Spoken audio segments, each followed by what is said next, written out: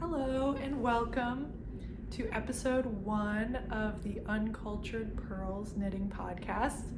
My name is Lucy. It's my very first time making a YouTube video, so if you're here watching, thank you. If you're anything like me, watching people talk about their knitting brings you a lot of joy, and I think my family and friends who do not knit would appreciate me having an outlet where I can talk about my projects so that they don't have to listen to me. So from now on, that's you. Thank you for listening. I'm not the greatest knitter in the world. You'll probably see some mistakes in my work. I'm a-okay with that. And for me, knitting is definitely about the process and the effect it has on my mental state much more than what exactly the finished product looks like. And so the things I make are not going to be perfect.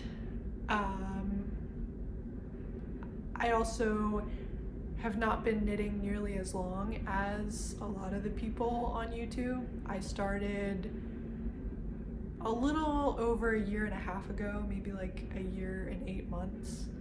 And before that, I crocheted for a really long time, like 15 years. But I'm relatively new to knitting. So I'm hoping we can learn some things together, you know? Like, there are plenty of new techniques that I have never done, and it's a journey.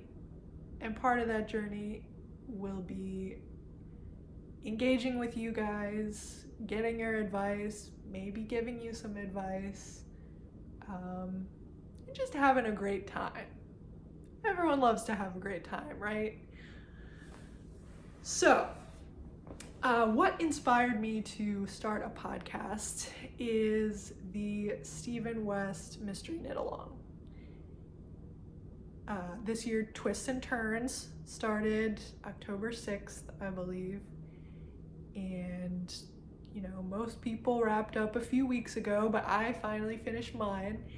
And I wanted to talk about it with you, show it to you, go over the yarns, all those juicy things that everybody does on their podcasts, and hopefully you'll enjoy it. You can compare it to your own mystery knit along, or if you've never done one, maybe it will inspire you to do one next year, because I will say I had a great time. So clearly I am wearing it. This is the Stephen West Mystery Knit Along 2022, the Twists and Turns shawl. And I don't know how to wear it. I feel like there's lots of options, but it's so long, so insanely long. It's a little unwieldy to put on, but I love that about it, you know, like this is not the kind of thing you would buy in a store. And that's the whole point of knitting, right? Is to make something that's totally unique and your own and a statement. And then when someone says, wow, cool scarf you're wearing, you say, thanks, I made it. And you feel really freaking boss. So that's how I feel about this when I'm wearing it. I guess I'll take it off so you can see if I can, you know, get it off without strangling myself. So clearly I did kind of a white and brown and pink, and I'll go into the actual yarn colorways and all that shortly. But here it is. Of course, you can't see it all at one time. If any of you have also knit this, you'll see a slight modification at the end, which I will go over. But there she is. And the yarn I used is from a dyer called Kim Dyes Yarn. It's a local dyer to me. I'm in Richmond, Virginia, and so I'm actually not quite sure where exactly Kim Dye's yarn is from, but when I bought it in a local yarn shop, it said it was a local Virginia yarn.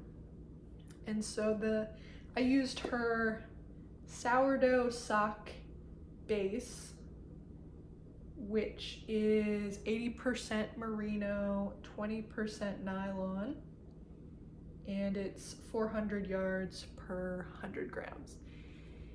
And the colors, I'll show you the yarn I have left so you can see how much I had left and take a look at the colors. This was the main color. It is called Digging for Worms. I love this color. It genuinely looks like worms in dirt, but not the dessert with Oreo cookie crumbs and all that jazz, but like actual worms with this purpley color against kind of a brown. Anyway, so I love that, and that's the main color, and this ball is all I have left. And then this was my contrast color. It's called James River Winter. And for any of you geography buffs out there, the James River runs through Richmond, Virginia. And so I actually live right on the James River, so it was pretty cool for me to use a yarn with the river that's right out my window,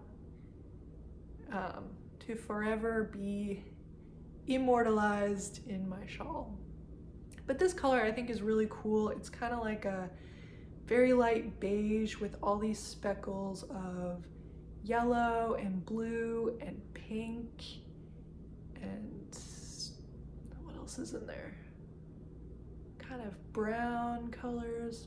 Love that, and I think I have the most left of the contrast color.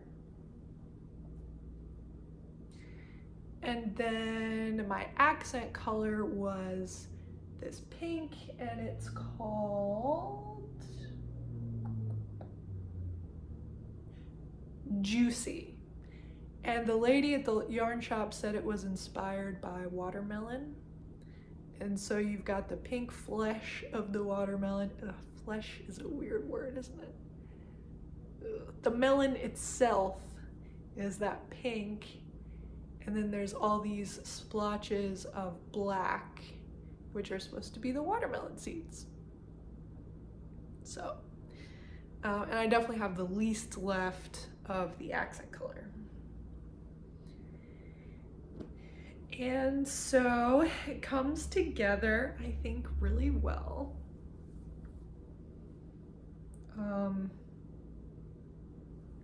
There was some slight variation, like if you look at this, the short row section, the one on this side is a little bit of a different shade than the one on this side. Like this is the dark one, this one's a little bit lighter, and it's because I was using a different skein when I got to the second one. So it's a little bit noticeable, but for me, that adds to the appeal that it's a hand-dyed yarn that's not gonna be totally uniform, and that's okay. I also wasn't gonna do the I-cord embellishments because I was so behind. I mean, there's still probably people working on it, so I'm really not that far behind. I'm only finishing 2 or 3 weeks after 3 weeks after the technical end of the knit along. But you know, I work a full-time job. I knit a lot of hours on the weekends and when I get home from work, but it just wasn't enough for me to catch up. And so when I got to that part in Clue 3, I was like, oh, if I just skip this, then maybe I can catch up and I'll finish almost on time. Well, I realized I wasn't gonna be happy if I didn't do it. Like, it's such a cool part to the shawl. I really do like the look of having that pop in the cables. And so I was like, God, Lucy, if you're gonna spend like over 100 hours, however long this was, don't wuss out at the end. You know, don't take a shortcut that you're not gonna be happy with, because then you're not gonna be happy. So I kind of did it out of order. I think I was doing these I-cords as a bit of a break while I was working on these striped sections, because these took me a long time. Like, really a long time. But at least it was easy knitting and fun knitting. Anyways, what was I saying? Yes, so I did the I-cords. I love the look of that. It was actually my first time doing cables. I'd never done cables. And it wasn't too bad. If anyone out there is worried about doing an MCAL, a Stephen West MCAL, because you look at something like this and you're like, oh my God, it's so complicated. There's no way. Like, I know how to knit, I know how to purl, I can't do all of this jazz. Well, give it a shot, because honestly, he's such a good teacher with his videos that you can do anything he wants you to do. So I think if I didn't have the videos to help, I may have struggled at some parts.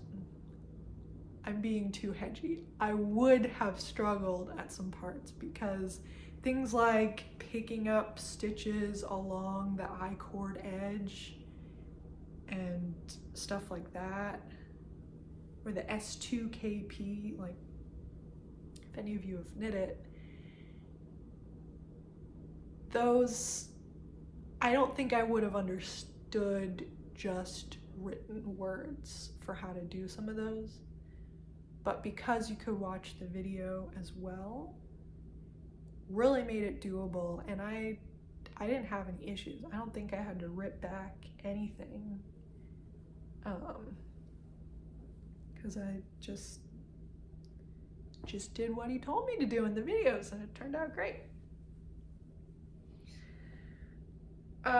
So my modification, I did modify the very last section, section 10, I think, is that it? And I liked how it looked in the original pattern. I know that section was a little polarizing. Some people were like, oh, I hate pointy things coming out of it, and some people really loved it. I liked it, and I was gonna do it until I kind of saw that a lot of people were trying different things. And I sort of liked the idea of making the pattern mine a little bit, you know, like not having quite the same shawl as anybody else. And that would be true no matter what, you know, because your hands knit it, you used your specific yarn and your colorways and all of that. But I like the idea of giving it my own little flair. And it was kind of a challenge for me to see if I could go off pattern and make something that looks decent. And I think I did. I mean, you tell me. Here is what I did, if you can see. So I started out the same as what he said. I did the twisted rib chevron thingy in the accent color. And I liked that. I thought about doing the early bind off, but then I was like, I'll wing it and see what happens. So after that, I did 4 rows of garter in the main color, the brown, which I think is also in the pattern.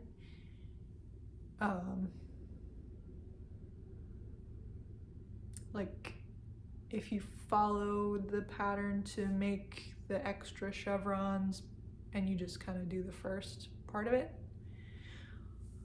But I also kept increasing because I kind of wanted to connect it to, I can't even hold this. I wanted to sort of connect it to the cable section. And so instead of going straight like this, I wanted to be able to kind of pull it and attach it here. So I did some increases every row. And then I switched to the contrast color, the white, and I took a stab at kind of filling in the chevron area with German short rows. So that's what I did. And I had done German short rows a little bit, like in the half and half triangles wrap by Purl Soho. That sort of semi-taught me how to do short rows, and I looked it up on YouTube, and that helped as well. And so I just did it turning every 4 rows. So like I would knit, do the little double turn and do the double stitch thing and knit back all the way across until 4 stitches before the last time I did the short row, if this makes any sense. So I did that for a while until I got to the center, and then I turned every 2, just one final time. And it turned out looking like this. So it's kind of wider in the middle, skinnier on the edges. So it worked okay. I probably could have done it a little bit longer in the center, but that's fine. Turned out okay. Oh, and I also increased during that because I wanted it to kind of continue the curve, and I almost forgot to do that, but I remembered at the end. And anyway, after the short rows in the contrast color, I switched back to the main color, did 4 rows of garter stitch, and then the I-cord bind off, which took a while. He really likes I-cord, doesn't he, Steven? It looks great, so I can't fault him for liking the I-cord, but it is time consuming. Let's see, what else do I have to talk about? Oh, so dates that I finished it. I should have said today's date. That's what people on these podcasts do if they're professionals.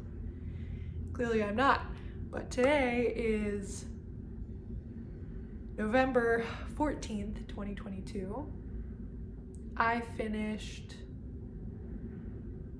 knitting it on the 12th, Saturday, November 12th. And then I actually kind of stayed up late to block it, and it was finally dry and ready and 100% done yesterday, November 13th. And sorry if you can hear the train. There's a train right by my apartment. It runs constantly, so it's probably gonna be in all my videos. Sorry about that. But hopefully you can hear me. Perhaps someday I'll upgrade to a microphone and stuff, but for now, this is what we're working with. Let's see, so my overall rating of this experience of doing a mystery knit along is like 10 out of 10. It was really fun. The only one caveat I'll say is that knitting for me is supposed to be stress relief and relaxation, kind of mindfulness, all of that. And when you have these deadlines, even though they're totally self-imposed, like what Steven says, the whole embrace your own pace. I did embrace my pace, I just wanted a fast pace. That's the pace I wanted to embrace. But not to the point of wrecking myself, you know? Like, I didn't stay up until 2 a.m. to do this. I just really knit on it whenever I had a chance. So if you really want knitting to be zero stress, it might not be the thing for you. Or like, just buy the pattern later, you know? Like, this pattern is now available all in one pattern without the different clues. And so you can just get the pattern and knit this shawl and take however long you want. And, you know, zero stress. But it's also really fun to know that tons of people are knitting the same thing as you at the same time. And you're seeing the posts on Instagram the same time that you're working on your own. It was a fun experience that is very unique, and I really enjoyed. I think I would do it again. We'll see. I definitely wouldn't do one if it started in a month or something. Like, I'm not ready right now. Right now, I want to leisurely knit some very simple garter and stockinette and stuff like that. But when next year rolls around and he starts to post, you know, teasers about the next Mystery Knit Along, I'll probably be ready to give it another shot.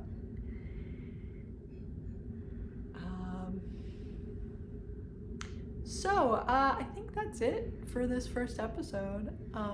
Probably in the future, my episodes will be a little more typical, you know, with the whole finished objects, works in progress, acquisitions. Not that I have that many acquisitions because I'm not trying to wreck my budget, but plans for future knitting, that kind of thing.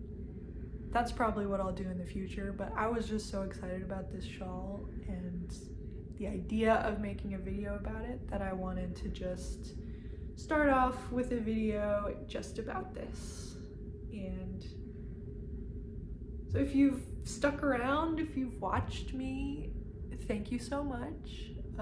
I am keenly aware that there are hundreds, if not thousands, of knitting podcasts out there, and that you've decided to take a chance on me is very flattering and very kind. And if you've enjoyed sitting around and chatting with me, think about subscribing. I hope to make more videos, and I hope that they'll get better and less rambly and weird than this one, but I'm a bit of a weirdo, so just prepare yourself for that. But if you're into it, you are more than welcome to come on back.